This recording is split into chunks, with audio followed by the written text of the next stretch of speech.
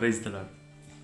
యెహోషాపాతు ప్రార్థన కేవలం మనకి ఒక ప్రోత్సాహకరం మాత్రమే కాదు, కానీ మన కష్టాల్లో, మన బాధల్లో, ఇబ్బందుల్లో మనకి గొప్ప మార్గదర్శకం, మనకెంతో ధైర్యాన్ని కలిగించడం దేవుడు బైబిల్లో రాసిపెట్టి ఉంచాడు. యెహోషాపాతుకు సహాయం చేసిన దేవుడు మనకి కూడా సహాయం చేస్తాడు అని ఒక భరోసాను దేవుడు మనందరికీ కలిగించాడు. యెహోషాపాతు మీదకు చాలామంది దండెత్తి వస్తారు. మోయాబీలు, అమ్మోనీయులు, మేయోనీయులు కొంతమంది దండెత్తి వస్తారు.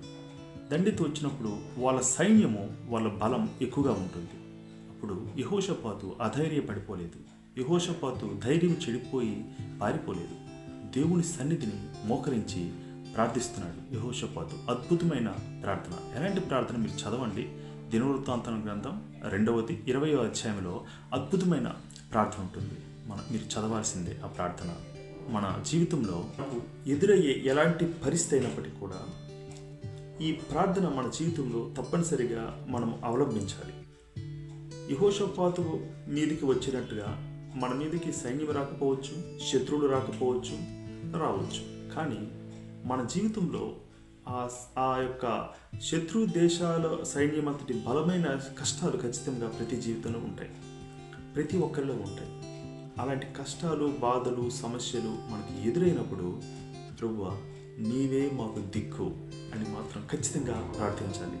కొన్నిసార్లు చిన్న చిన్న సమస్యలు, శోధనలు వచ్చినప్పుడు మన శక్తిని, మన యొక్క తెలివితేటలను మనం ఉపయోగించి వాటి నుంచి మనం బయటపడుతూ ఉంటాం.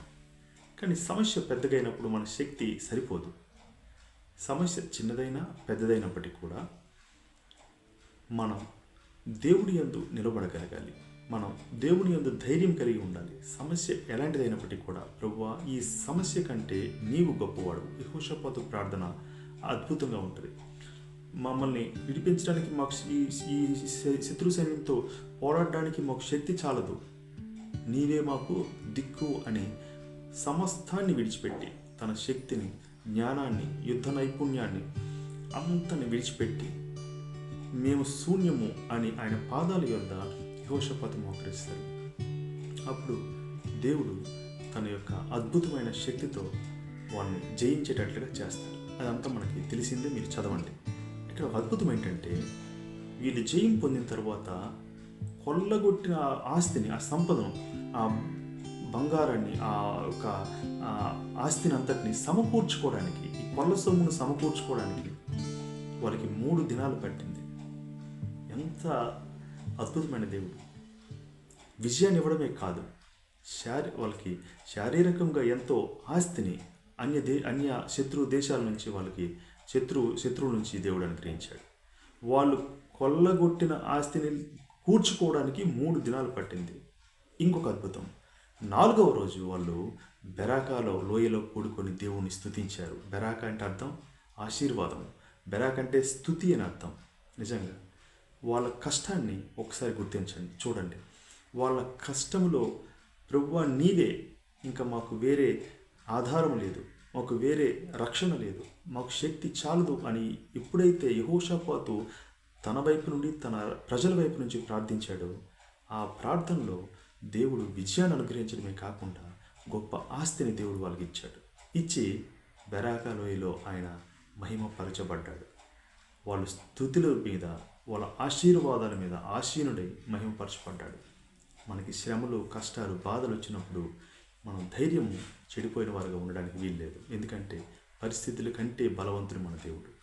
ఆ దేవుని దగ్గర మనల్ని మనము సంపూర్ణంగా తగ్గించుకొని అంతా ఆయన పాదాల యొద్ద పెట్టి నీవే మాకు దిక్కని ప్రార్థిస్తే విజయాన్ని ఇవ్వటమే కాదు, కానీ మనకి గొప్ప ఆస్తిని సమకూర్చే దేవుడు. అది శారీరకమైన ఆస్తి కావచ్చు, ఆత్మపరమైన ఆస్తి కావచ్చు, దేవుడు అనుగ్రహిస్తాడు.